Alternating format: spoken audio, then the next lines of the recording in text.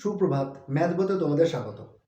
যোগ বিয়োগ তোমরা নিশ্চয়ই শিখেছ, কিন্তু অনেকেরই দশমিকের যোগ বিয়োগ করতে খুব অসুবিধা হয়। আজকে আমরা দশমিকের যোগ বিয়োগ কী করে করতে হয় সেই বিষয়টা জানব। চলো তাহলে শুরু করি। প্রথমেই আমরা একটা উদাহরণ নিয়ে নিয়েছি, দেখে নাও। বলেছে 6.0235 তার সঙ্গে যোগ করতে বলেছে 1.23। যদি এইরকম যোগ করতে আসে, তোমরা যদি পাশাপাশি যোগ করতে পারো তাহলে তো কোনো কথাই নেই, যদি না পারো তাহলে কিন্তু এইগুলোকে সাজিয়ে নেবে।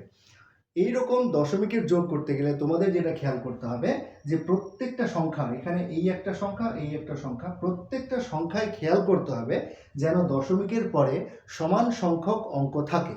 খেয়াল করে দেখো, এই সংখ্যাটাতে দশমিকের পরে 4 ঘর আছে, কিন্তু এইখানে দশমিকের পরে কিন্তু 2 ঘর। আমাকে এই সংখ্যাটাকে দশমিকের পরে 4 ঘর করে নিতে হবে। তার জন্য আমরা কীরকম লিখবো দেখো, আমি উপর নিচে যোগ করে তোমাদের দেখাচ্ছি।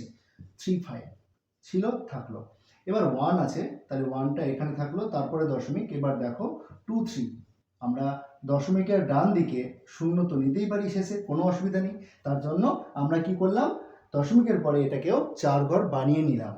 এইবার যোগ করে দেখো, 0 আর 5 যোগ করলে 5, 0 আর 3 যোগ করলে 3, 3 আর 2 যোগ করলে 5, 2 আর 0 যোগ করলে 2, দশমিক 1 আর 6 7।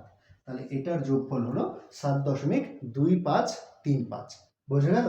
এইভাবে দশমিকের যোগ এবং বিয়োগ করতে হয়। আমরা এবার একটা বিয়োগ দেখে নিচ্ছি। এটাই যদি আমরা আবার বিয়োগ করতাম তাহলে কি হতো দেখো, 6.0235 মাইনাস 1.2300।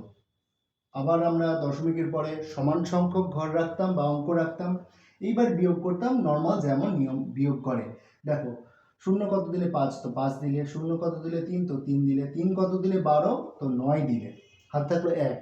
2 আর 1 3 কত দিলে 10, 7 দিলে, হাত থাকলো 1। 1 আর 1 2, 2 কত দিলে 6, 4 দিলে।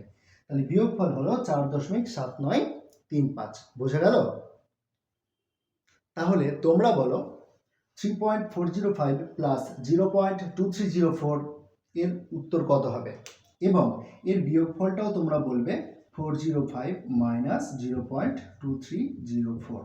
অর্থাৎ এই দুটোর যোগফল এবং বিয়োগফল কত হবে কমেন্টে তোমরা জানাবে। তাহলে আজকের ক্লাসটা এখানেই শেষ করছি, দেখা হচ্ছে অন্য কোনো একটা ক্লাসে। ক্লাসটা কেমন লাগলো জানাতে কমেন্ট করো, চ্যানেলে নতুন হয়ে থাকলে সাবস্ক্রাইব করে সাথে থেকো। পরবর্তী ক্লাসে আমরা দশমিকের গুণ এবং ভাগ করতে শিখব।